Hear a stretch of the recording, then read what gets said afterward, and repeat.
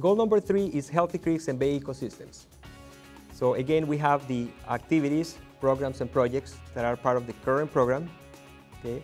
And when you look at the baseline, really only the first bullet, the first item is the only one that will be impacted as part of the baseline. And that includes the creation of tidal and of riparian habitat. And to this date, we have created over 350 acres of tidal and of riparian habitat since 2001. And that's out of the 100-acre commitment that we made in Clean State Creeks. So we have exceeded that commitment, and that particular element won't continue with the baseline program. The other ones will continue, however. That includes the watershed property vegetation work, revegetation mitigation maintenance, mitigation monitoring, watershed erosion protection, and ecological monitoring and assessment. Those will continue on. Now, in goal number 4, clean, safe water in our creeks and bays, there's a number of impacts here.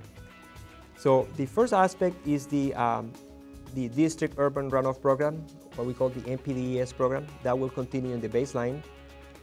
Now, the second bullet here includes activities that we call the Good Neighbor program. They include 4 creek cleanup events per year and a 5-day response to remove litter and graffiti.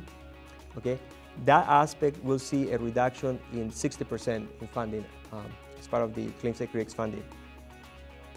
Another activity that will see a reduction is the HAZMAT, the Hazardous Materials Emergency Response, which provides a 24/7 hotline for reporting HAZMAT and 2-hour incident response and increased services to the South County community.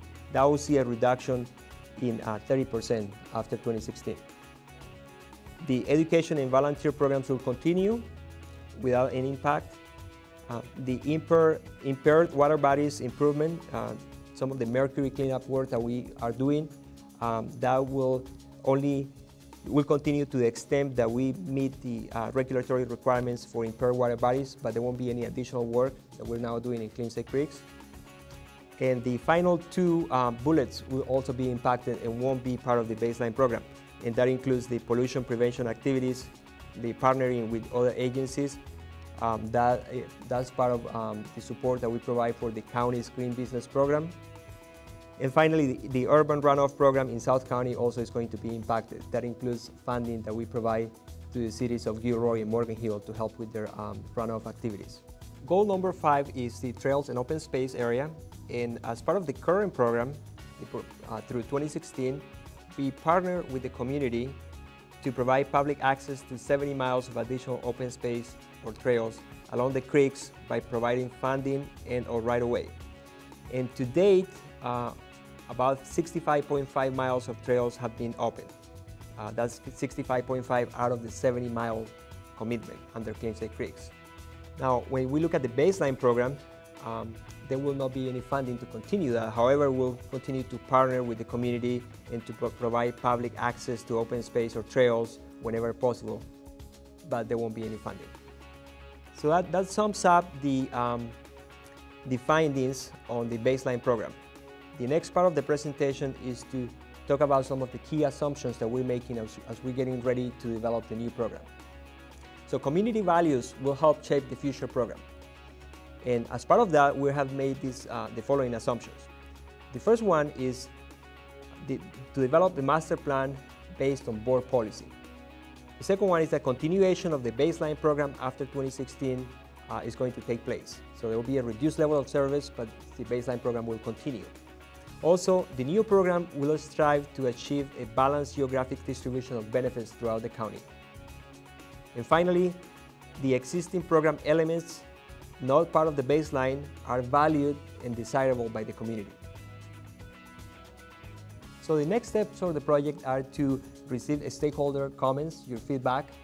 I want to mention that we have posted some of the information on the internet, on the website, and you can access that information there. We welcome your feedback. Once we receive that feedback, we'll be able to continue developing the master plan, and then by the end of September, we'll again post the information that we will have developed by then on the website. And the draft master plan is scheduled to be completed by the end of November. And again, in November, we will be having a number of stakeholder meetings. Then the final or the target date for the completion of the master plan is February of 2011. And to provide that feedback, you can send me an email. My address is here, ljaimes@valleywater.org. And all the materials, all the draft master plan materials that I mentioned will be posted on the district website, and that is listed here, www.valleywater.org. Thanks very much.